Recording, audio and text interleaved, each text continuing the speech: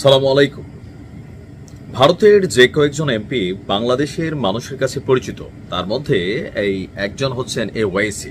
আপনারা স্ক্রিনের যার ছবি দেখছেন, বিশেষ করে কাশ্মীর ইস্যুতে ইভেন বা অতীতেও মুসলমানদের পক্ষ হয়ে যেহেতু তিনি একটি মুসলিম দলকে রিপ্রেজেন্ট করেন, তো বিভিন্ন সময় তার বক্তব্যকে কেন্দ্র করে বাংলাদেশের মানুষের কাছে তিনি গ্রহণযোগ্যতা পেয়েছেন, অনেকের কাছে তিনি অনেক পছন্দের ব্যক্তিত্বও।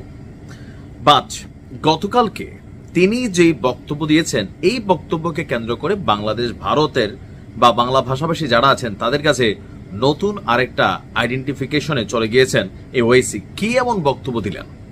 শেখ হাসিনার জন্য দুঃসংবাদ কতটুকু হবে আমি ঠিক না, বাট একটা দাবি উঠিয়েছেন এই ওয়াইসি।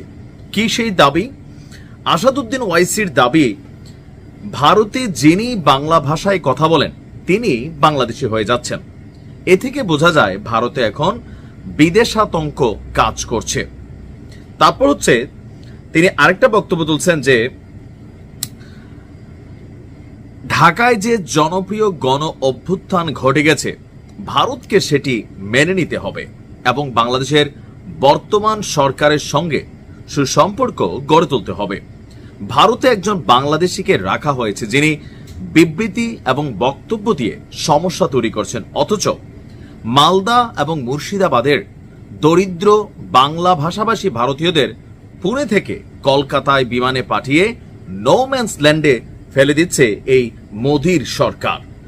ভারতের প্রধানমন্ত্রী নরেন্দ্র মোদীকে প্রশ্ন করে হায়দ্রাবাদের এমপি বলছেন, আমরা কেন বাংলাদেশের ক্ষমতাচ্যুত প্রধানমন্ত্রী শেখ হাসিনাকে ভারতে রাখছি, তাকে ফেরত পাঠানো হোক, কারণ তিনিও তো বাংলাদেশি, তাই না? তা আলোচনার সূত্রপাতটা হয়েছে দেশটির ইংরেজি দৈনিক দ্য ইন্ডিয়ান এক্সপ্রেসের আইডিয়া এক্সচেঞ্জ নামক একটা প্রোগ্রাম আছে। তো সেই প্রোগ্রামে অংশ নিয়েছিল আপনার কি বলা হয় যে এই ওয়াইসি। সেখানে একটা টপিক ছিল অবৈধ বাংলাদেশিদের ফেরত পাঠানোর বিষয়ে আলোচনা। তো সেই আলোচনার প্রারম্ভেই শেখ হাসিনাকে এক্সাম্পল তৈরি করে ওয়াইসি বলছিল যে পুলিশ কিভাবে সাধারণ মানুষদেরকে আটক করে কেন্দ্রে রাখছে, এখানে সবাই যেন স্বঘোষিত আইন রক্ষক হয়ে উঠেছেন। বিহারে চলমান ভোটার তালিকার নিবিড় সংশোধন প্রক্রিয়ায় অনেকে প্রকৃত নাগরিক, বিশেষ করে মুসলমানরা বাদ পড়তে পারেন।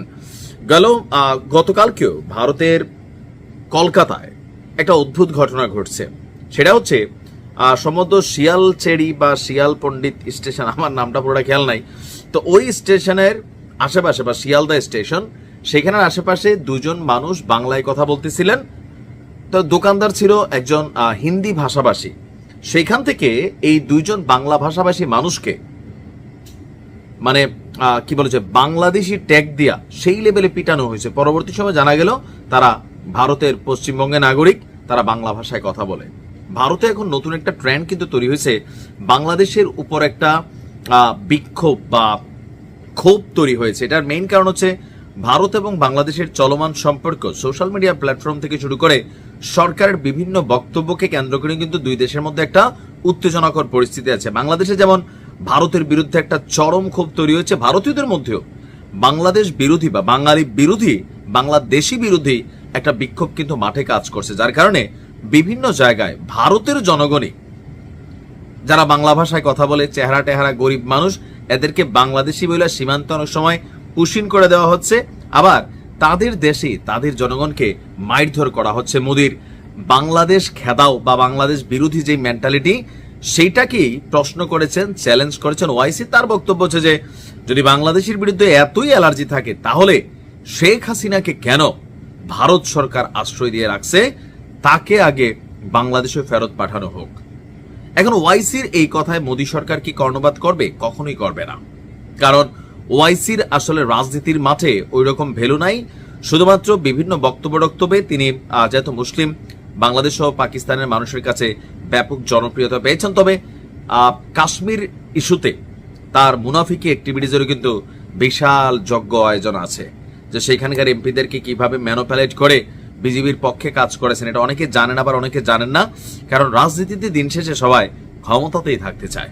এখন ওয়াইসির কথায় কি আসে যায় সেটা জানি না, তবে এই আওয়াজ যদি সব জায়গা থেকে ভারতে উঠা বসে, তাহলে ভারতের সরকারকেও হয়তো অন্য সিদ্ধান্ত নিতে হবে। এখন দেখা যাক এটা কত দূর যায়। ভালো থাকুন। আসসালামু আলাইকুম।